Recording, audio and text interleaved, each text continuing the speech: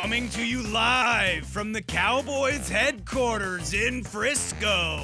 Deep in the heart of Texas, it's the Star at Night. Wow, dramatic much? Why are you getting in the way of my intro? You mean our intro? We're your hosts. I'm Kelsey Charles. And I'm David Hellman. Okay, let's just start this show now. Oh, hello again, old friends. When I did the voiceover for this show, I didn't think about the fact that I'd have to listen to it all the time. How do you feel about that decision now? Upset. He was like, guys, it's gonna be great. It was funny in August. It was funny the first 50 times. We've done the show like 60 times since I did that. Well, you know what? It's fine. We'll move on.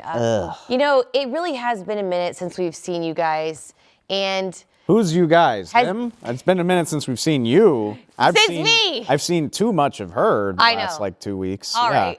So apparently some things have happened since our last episode. So I felt the need to try to just, bring it all together for a minute and just have a nice little recap. Because Can you do it? You just do it. You don't want me to be honest about my feelings. I do want to ask you though, Dave, there were a lot of guys that ended up leaving the Cowboys facility, and I need to know your thoughts on who's going to be the most difficult to replace. I think there's, a whole list. You saw the most recent with La'el Collins. Obviously, we know Amari Cooper. You've got Cedric Wilson. There's several. Well, dare I even? The list goes on and on. Did you say Randy Gregory? I was just about to. I was like, how could I miss that one, Randy Gregory? Yeah. So, which one were you hurt the most in your opinion? So here's enough time has passed that I'm starting to see the Cowboys game plan. What bums me out here, and granted, still with plenty to happen this offseason, but I see what they're doing. I see how they're going to address it. I just have my doubts that they're going to be better in 2022. And the two that come to mind are Amari Cooper and Randy Gregory. Yeah. Those are rare guys to replace. And I think it stings that Randy was so close to coming back and it didn't work out. And there are a variety of reasons for that. I don't have to go into the weeds. I wish Randy the best while wishing that it had ended better here. But that is a type of talent that is hard to replace in free agency. Because again, you can talk about Randy's resume or lack thereof, the amount of time that he's missed. What he was paid on the open market speaks to how hard those types of guys are to find. Yeah. And the Cowboys are picking late in the draft. That is not an easy skill set to replace. Yeah, and I think that, again, a lot of people can talk about his actual production. I don't really feel like he ever got the full chance to show his entire capabilities. And I think you look at a guy, and I think it's undeniable that he's a freak. He's a freak. And that type of talent, when you give him the shot at an entire season, I feel good about his upside. So that one to me hurts a lot. It is a bummer. Last year was his first full offseason, the first time he was really available to be around. I get it. I can hear you. A lot of that is his fault, and I get it. But it just sucks that they finally had a chance to build that momentum where he would be a part of this team going forward, and it obviously didn't work out. Yeah, I also would say, the Amari Cooper thing, watching the Browns go ahead and restructure his contract. Cowboys could have too. I know, and I remember tweeting that when we were on our trip, and I had someone reply, and it was so perfect.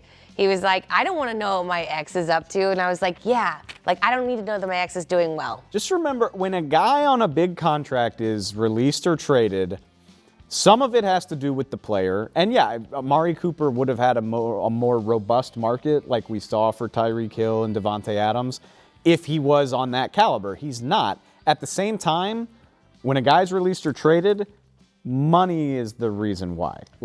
This was always about money. It was always about them not wanting to carry that charge on their salary cap. All right, so there's a list of 21 guys or so that were free agents. And so the Cowboys, while they did lose a handful of key players that I think a lot of people are concerned about, they did in turn retain about 10 of them. So let's talk about the guys that are you actually most excited about. Dalton Schultz on the tag. We got Michael Gallup back in the building. So, out of all those, Curse is another one that I was personally really excited about. I'm glad you said Curse, because I think if I'm excited about one situation, and I like a lot of what they've done, but having the tandem of Jaron Kearse and Malik Hooker together, continuity at safety, talent at safety. Malik Hooker, former first-round pick who came on at the end of last season. Remember, he tore his Achilles. Those take time to regain your confidence, regain your explosiveness. And then to have Jaron Kearse, everything that he did for this defense from a leadership standpoint, from a versatility standpoint, it's not an exaggeration to say that this is the best their safety situation has looked in. Isn't it weird to talk about years? the Cowboys secondary in a positive light? No, like I feel better about the secondary than a lot of the units on this team, and that is the first time I have ever felt that way in 10 years. I think I would honestly, at this point, I love the Kearse. So you already talked about him. I would agree with that. In light of the moves that they've made, I actually am in favor of the concept of bringing Dalton Schultz back like they did. I do feel like, you could talk all you want about how he may not be, all pro, elite, whatever else, and he just kind of did what he did because he was put in that position to do so. But again, like that, he served his role and he did it well. There were definitely some games where he could have, been more impactful, but I don't have a ton of confidence anymore. I mean, how the turntables, right? Last year we were talking about having 3,000-yard wide receivers, and now it's like, oh, how do we feel about our wide receiver core? We're not even sure Michael Gallup's going to be ready come the start of the season.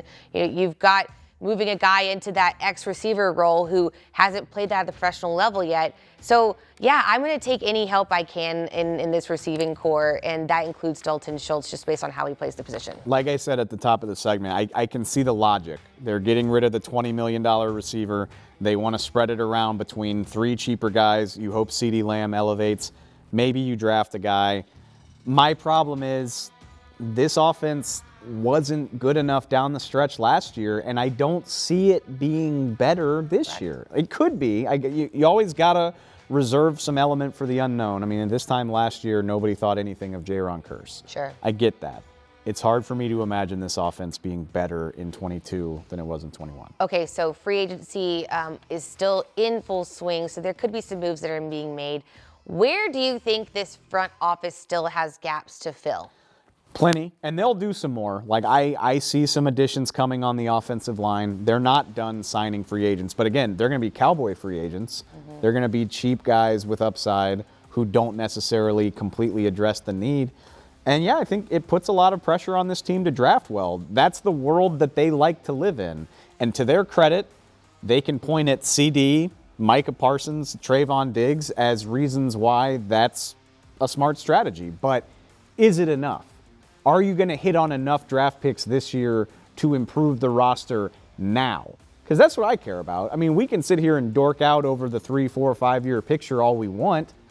People want them to do better than losing in the wild card round right now. Yeah. And it's going to put a ton of pressure on them to draft well if that's going to happen. I think for me, one of the positions that's important in my mind, because I would like to set up the scouts to not have as much pressure, and we'll talk about that in a minute, but I would like an O-line. I would like an offensive lineman in that door. Losing La'el Collins, again, whether or not you liked him, there's a gap in where his shoes were before. And I think we all don't feel confident in the Connor McGovern as an answer, as evidenced by him being benched last year. So, do you have a body in the building that can do the job? Yes.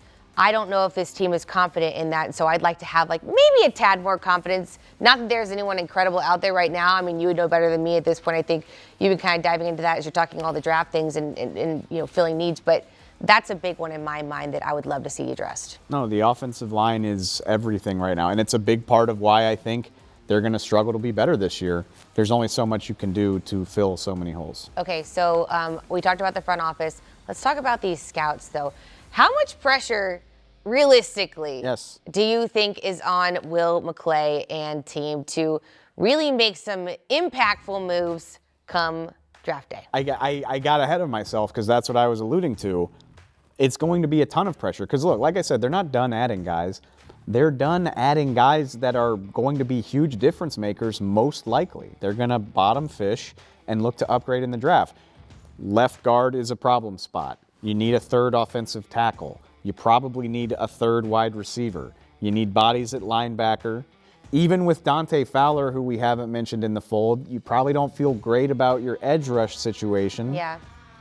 You can't do all of that with 2 or 3 draft picks. And that's in year 1, that's what you can realistically expect to contribute. You just think back to this year. Micah was amazing, don't get me wrong. Kelvin Joseph needed some time. Sure. Osa, Chauncey Golston, they helped, but not to this insane degree. Like, that's what you're realistically looking at.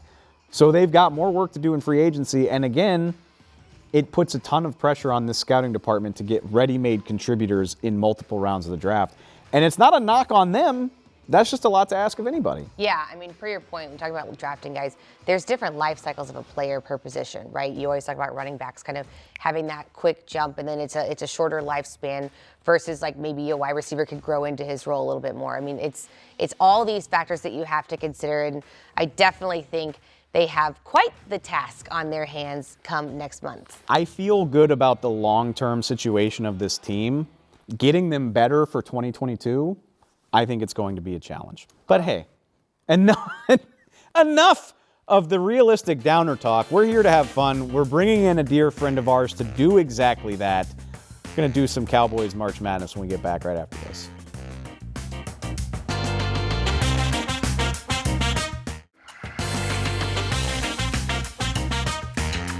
Welcome back to the show, and let me just go ahead and say it.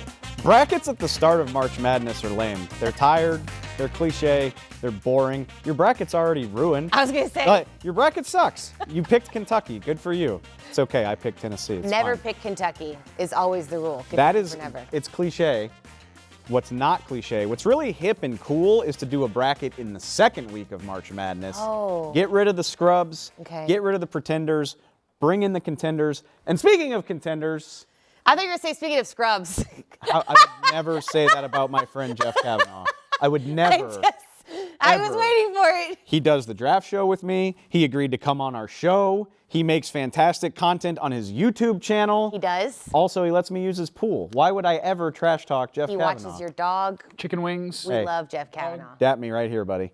So we brought Jeff in for our second annual Cowboys Bracket Challenge. Last year, it was Cowboy players who played basketball. There aren't very many of them, so we can't do it again this year. You mean Cowboys players still left on the roster, or like in general? Good point, good point. Okay. So we're pivoting. I'll stop stirring the pot. Kelsey, you go ahead. We're pivoting to draft picks. It is draft season. Jeff helps us with the draft show. It just only seemed natural to me. Yes. So, guys, we have our very own Start Night bracket edition here. We should have shared this. Only with the you guys. best. I love the paper printout that producer I do Katie too. gave us. Well, they have a graphic for the people. Yes. Yeah, for sure. At least the people have a graphic. At least the people have a graphic. So what we're going to do is how this works. We're going to go down the line, and y'all are going to tell me, and I might be the deciding vote on some of these, which is the best draft pick, okay? And In 2 out of 3 Cowboys votes history. moves forward. I don't think this is going to be that hard, to be honest. Okay, with you. cool. Well, Where's then, Anthony Brown? if How you dare just, you. If you He was a you really- 6th-round pick. He's on a second contract. I think your bar is a little low for best in team history. All right, producer Caden, let's go ahead and get the first one, please, because these guys have some thoughts. This one's going to be a little difficult in my mind, talking Cowboys quarterbacks. So you've got Roger Staubach, obviously, and Troy Aikman. These are their stats. We all kind of know them by heart at this point. Both impressive. Who are you picking? I don't think this is hard at all, and that's with all due respect to Mr. ESPN, Troy Aikman. I knew you were going to say this. Get the bag, my dude. But Roger Staubach was picked in the 100s. He was a 10th round pick back when that was a thing. He served in the Navy before he even played. Yes. And oh, by the way, when all that was done, he became like the most iconic quarterback in league history and won 2 Super Bowls. This isn't hard for me. Okay, so Staubach gets 1. What about you, Jeffrey? It's hard for me because Roger Staubach is an American hero, but Troy Aikman created a beer. Oh! So I will go with the 10th round pick who won multiple Super Bowls and is a veteran. That's just, Aikman was number 1 overall. Aikman was number 1 overall. You're supposed to win 3 Super Bowls if you won overall. That's not true. I mean, yes, it is. Okay, go back through the history of number 1 overall picks. Tell It me how he doesn't did it. happen that often, but that's what you're supposed to do. Your Troy hate is abrasive. I don't hate Troy. Wow, why do you hate Troy? I voted I don't Roger. hate Troy. Troy can go count the new TV money. He doesn't need to win this bracket to be just okay with where he And is. bear money. All right, And so beer money. we've got Roger Staubach is moving forward, beating Captain Troy America. Aikman. Captain America takes the cake. Let's move on to the next one. We've got Emmitt Smith and Bob Hayes. Okay, now this one is tough for me. I want to pick Bullet Bob Hayes, like one of the most underrated players in Cowboys history, in my opinion. Like a lot younger fans don't even know that there was a number 22 sometimes, and that bums me out. You don't have to pick Bob Hayes. No. If you go the other way, I got your back, and we'll put the pressure on her. I mean, I'm already gonna go Emmett, so for whatever you do. how do you go against Emmitt Smith? Oh, value, of course. Emmett played running back, and Bob Hayes did everything? was picked in the first round. Bob Yeah. Hayes changed the NFL, Okay, so I'll go and he was Bob. picked later. I'll go Bob because, yeah, everybody knows what Emmett did. Bob Oh. deserves more credit. Well, then we're not putting pressure on Kelsey, and her vote's going to lose. I'm voting for Bob no. Wow. Hayes. Bob Hayes changed the way people played football, and he did it in what round? Like the 7th. Come on, man. Is this the anti-triplets show? I was Emmett was a first-round running back. He's can't- supposed to be the all-time leading Yeah, rusher. we're giving love to the old timers here on the Star at Night. I love the value mindsets. I'm here for it. All right, This so is- fine. This is what Overrule me. happens when you have draft nerds talking It's so about true draft. right now. Yeah. Like the scout speaking here is so heavy. Emmett loses to Bob Hayes. So let's see about Kelsey's this one beside then. How about All-time Larry Allen or Rayfield Wright? Okay, this is where I buck the trend because I just love the fact, like, second round is still a high pick. Larry Allen played at Sonoma State. I would never have heard the name of that school Never. if not for Larry Allen. Correct. And he turns into, like, arguably the best guard in football history. I'm going with Larry Allen. Somewheres there is a video of Larry Allen. I forget if it's an interception or what. When he chases down the Saints guy, just murders him, yeah. For my money, that's the best offensive lineman to ever put pads on. And I apologize to Rayfield for my Ute. I'm part of the Ute, so I didn't really get to see him play. I lived Larry Allen. That dude's a monster. We Larry. picked Roger and Bob. We're fine The on first that. unanimous pick of one of these guys, Larry Allen, takes the cake. So you know what? Congrats on the alignment on that one. I feel good about that moving forward. Best Hall of Fame speech I've ever seen, too. Larry Allen is moving forward in that round. Okay, so the last round, Bob Lilly and Herschel Walker. Got Okay. a round 1 and a round 5. But we all know Herschel Walker. This sucks. No, I mean, This is a way to vote for Emmett to make up for, because the Emmett pick was one of the picks from the Herschel trade. There By we go. voting for Herschel, you voted for Emmett. it feels sacrilegious to vote against Mr. Cowboy, like one of the best players in Cowboy history. But what Herschel Walker meant to this franchise in retrospect, not so much as a player, but what they got for him. Literally, so we're filming this right after the Tyreek Hill trade. And somebody was joking like, oh, this is one of the biggest hauls in the post-Herschel era. Because that's what happened is what the Cowboys did with their picks for Herschel Walker changed the way we look at football. So, yeah, I give the edge to Herschel, even while I think Bob Lilly was a far, far better player. Okay. Bob was a better player. Herschel was a later pick that turned into 3 Super Bowl wins that he didn't play in. Herschel is the winner. Are we seeing a trend here? Herschel got us 3 Super Bowls, and he didn't even play in them. Bowls, baby. All right, well, my vote doesn't even matter in that one because Herschel Walker is the still have to clear winner. Okay, so let's go ahead and just make things a little more difficult. Because we've been agreeing too much. We're still not done. Oh. Now you guys have to decide between Roger Staubach and Herschel Walker.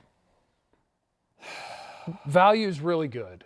The Herschel value is great. Getting the 3 Super Bowls is great. You're gonna pick Herschel Walker over. No, don't I'm you not. There's a but. Don't There's a you but. even? There's a but. I just want to give proper respect to Okay. the draft picks that built 3 Super Bowl Okay. teams. But The panic in my heart for a minute. it's Captain America, dude. It has to be. It's Captain America. Why are you even right. thinking? He was Why- a 10th round pick and a military veteran. like, Oh, so you're just guilt tripping me into Yeah. this. why are you even having a conversation about this? Please tell us your logic. That's a man that believed in America. The Herschel Walker trade built the team of the 90s. Is that worth nothing to y'all? Is Roger Staubach's The value to this team franchise of worth the anything to you If there had been no Herschel Walker and to our trade, country? they needed the team of the 90s. Without to Roger, kinda- there's no America. Correct. Oh, Without America, all right. there's no you. I wasn't actually going to pick against Roger. I just wanted some discussion. That was a real Brian It's Broaddus move on your part. yeah. I'm gonna go ahead and The show's boring if we don't argue. speak for yourself.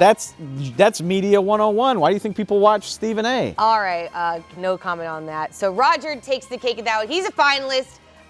Let's do Bob Hayes and Larry Allen to round it out, and then we're gonna have you guys pick your champs. Let me tell you, Dave. I'm going to tell you this. Whenever I have a doubt, whenever I'm not real sure which way to go, I picture the two wrestling. Okay?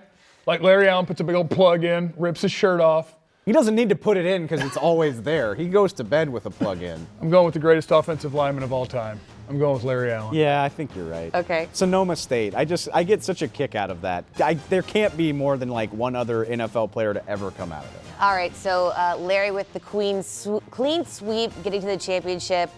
Final round, you guys. It's going to be Roger and Larry. So I have a feeling this might be where Larry sees his end. When I'm torn, what I like to do, Don't picture this. That is not. I like to picture him wrestling. I mean, he did his other nickname besides Captain America was Roger the Dodger, by the way. Like we got some rope-a-dope. Oh, so you And he got punched in the face at practice once, didn't he? Or did he punch in the face? Probably. Wait, Larry or Roger? Roger. Roger got punched in the locker room. Oh, okay. But also, I'm voting for Larry Allen. I mean, it's the 1970s. Everybody was getting punched all the time. By the backup quarterback, nonetheless. Amazing. I mean, to play football in the 70s, you just had to be comfortable, like, just getting beaten to hell. So I I'm feel voting like for Larry Allen Wow, even with all of that. because I know what's going to happen. All right, you were talking so much trash about not getting to vote. I'm voting for Captain America, so now you have to break the tie. Captain America. He's Coward. shifty. If you even want to go ahead Coward. and I knew like, for a fact you guys were going to vote for Roger, so I didn't Yeah. have to. Show love to Larry Allen in case I ever see him. In hey, public. listen. I mean, 10th round pick, serves in the military, and then is like the foundation for why the Cowboys were popular in the first place. Is that even a question? He's the 1 seed for a reason. I knew where this was going to go the minute I saw the bracket, but I feel fine about it. Yeah, I do too. I'm sorry that you didn't have the correct answers. I did appreciate your logic and your tie-breaking thoughts. What about Xavier Woods? He was a 4-year starter. He's a 6-year. You know what? We'll Got add him to the paid bracket very next time. handsomely in free agency last week also. It's true. It's true. Semi Fihoko? All right, so in conclusion, Roger Staubach, Captain America, wins that round. Jeff, thanks for joining us. Can you tell the people what you're up to nowadays? Because it's just like so fun to hang out with you. And people don't have to stop here on our show. Yeah, I'm like Ricky Bobby now. Like at the end of Talladega Nights when he showed up and his car had me on the front. So I'm not Jeff Cavanaugh from anywhere anymore. I'm just Jeff Cavanaugh. So I'm on YouTube and Twitch and things like that. Oh, I thought At you were time for gonna Jeffrey say- on Twitter. I thought you were going to say you didn't know what to do with your hands, but that works. Also that. Yeah. There's also an element of that. You ever been thrown out of an Applebee's? No. Get us All right. out of here. Well, I'm please, throwing Kelsey. us out of this show. Guys, thanks so much for joining us. We do appreciate you tuning in to another edition of The Star at Night. We'll see y'all next time.